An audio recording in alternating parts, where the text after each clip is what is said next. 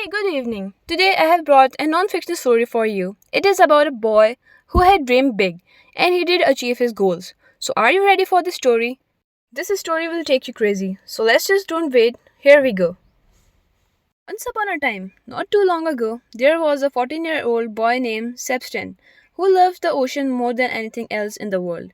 He lived in a small coastal town in France with his father, who was a sailor, and his little sister Mary.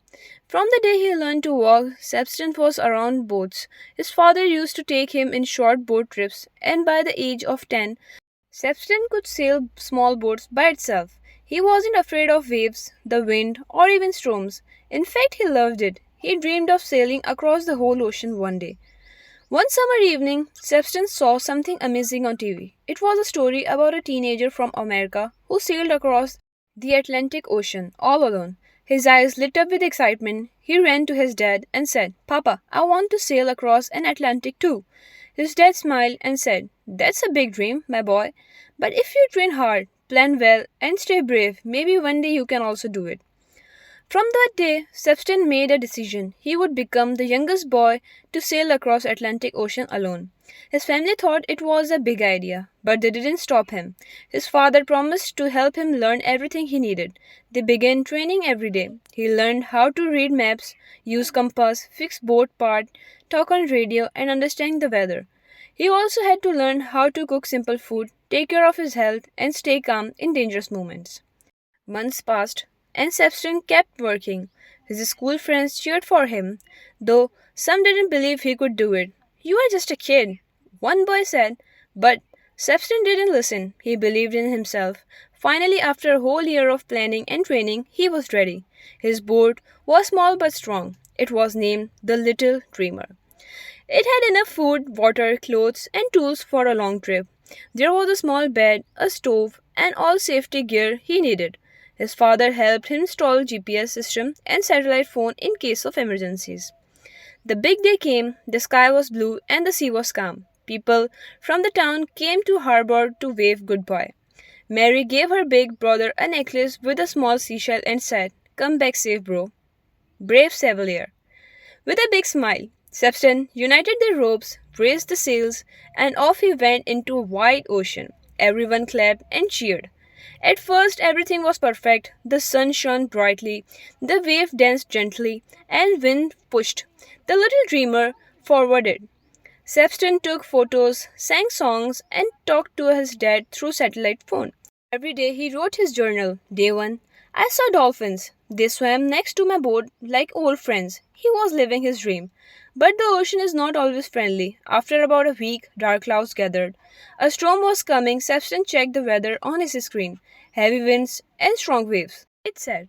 He tied everything down and got ready. That night, the sea roared like a wild animal. Waves crashed over the boat and the wind howled. Sebastian held the steering wheel tight with all his strength. Water splashed everywhere. He was scared, but he remembered his training. He sang to himself to stay calm.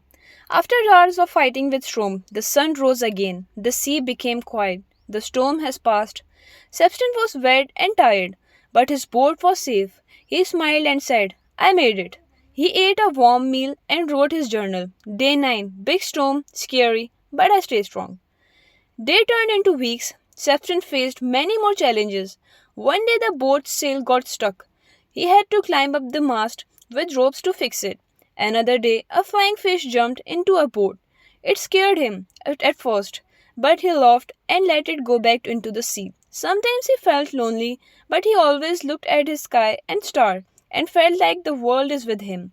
He also talked to Mary on the phone and told her funny sea stories. Then came a very tough day. A strong wind broke part of his sail. The boat was moving slowly. Sebastian knew he had to fix it or he would not reach land. It took him many hours in the hot sun, but he worked carefully. He used all his tools and fixed the sail. He was proud of himself. He said, "Even small sailors can do big things." Finally, after 27 days at sea, he saw something in a distance, a shadow of land. It was the Caribbean island where his journey would end. He shouted with a joy and waved his arms. A few hours later, his boat reached to the shore. People were waiting there with flags and cameras. They had been following his journey on the news. When Sebastian stepped out the boat, People cheered. He had done it. He had sailed across the Atlantic Ocean alone. Reporters asked him, "Were you afraid?" He said, "Yes, many times. But I didn't give up." One lady asked, "What kept you going?" He said, "I kept thinking about my family, my town, and my dream. And I knew the ocean was big, but not bigger than my heart." His father hugged him tightly, whispered, "You are a sailor now, my son." Mary gave him the same shell necklace and said, "I knew you could do it." Sebastian became a hero. His story was in newspaper, TV shows, and even in book. But he stayed humble. He went back to school, helped other young sailors, and shared his story with children all over the world. He told them, "Dream big. Don't be afraid of waves. Just sail forward." And so the boy who loved the sea became a boy who crossed it, and his little boat, the little dreamer, became a symbol of courage, hope, and adventure. This was a non fictional story. It was a true story of a boy who dreamed big and have achieved his goals. If you do like my stories, do subscribe my channel and tell me about what did you think about the sailor. Write in comments and please let me know. Till then, take care. Goodbye.